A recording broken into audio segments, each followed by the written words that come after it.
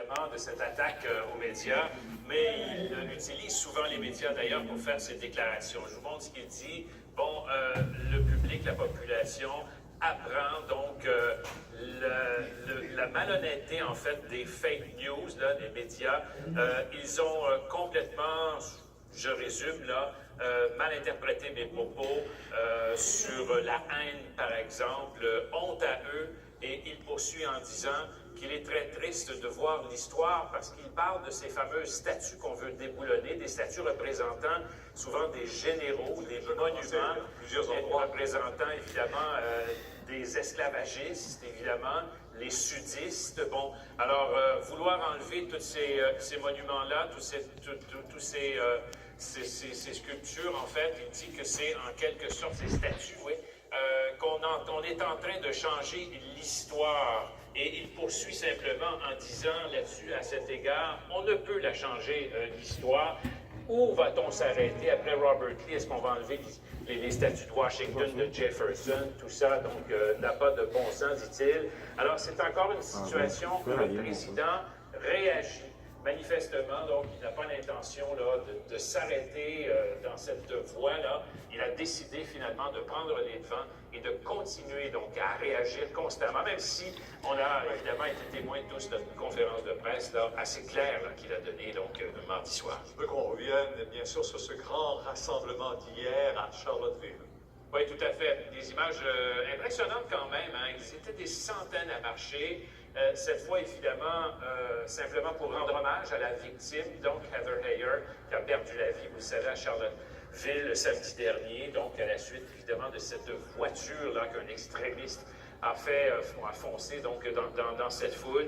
Mais c'était, bon, davantage orienté vers ce qu'on pourrait appeler, donc, l'apaisement, l'amour. C'est un grand rassemblement. On a utilisé le même chemin, la même route qu'avaient utilisé les extrémistes là, de l'extrême droite, en fait, les groupes racistes là, qui ont pris le même chemin exactement, vendredi précédent les événements. Merci.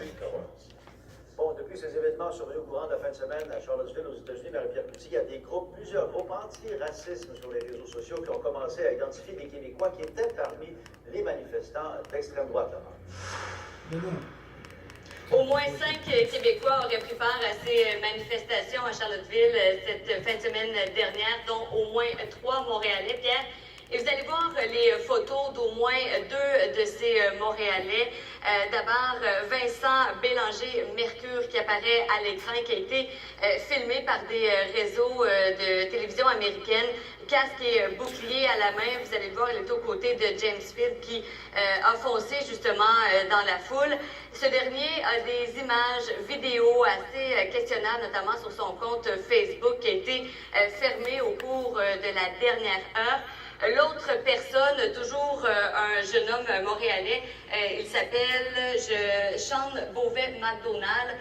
Cet homme était jusqu'à mardi soir responsable du recrutement pour l'organisation La Meute. Or, il apparaît que ce dernier a été suspendu mardi dernier, justement pour permettre à l'organisation de faire le point, faire une enquête interne, parce qu'on veut se dissocier de ces idéologies. On a tenté de retracer ces 2 individus pour faire le point.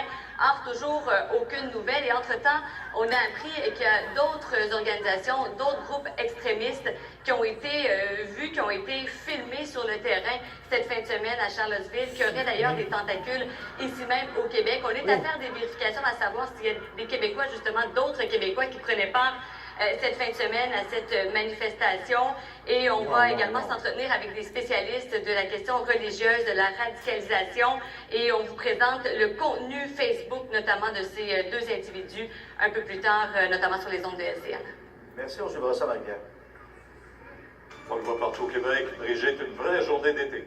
Magnifique aujourd'hui, c'est la plus belle journée de la semaine. Le soleil est au rendez-vous pour toutes les régions. Les températures à la hausse également par rapport à ce qu'on a connu ces dernières journées. Ces dernières journées qui étaient un petit peu frisquettes, selon plusieurs personnes. Alors aujourd'hui, c'est vraiment saisonnier. Profitez-en car à compter de demain, un système va venir jouer.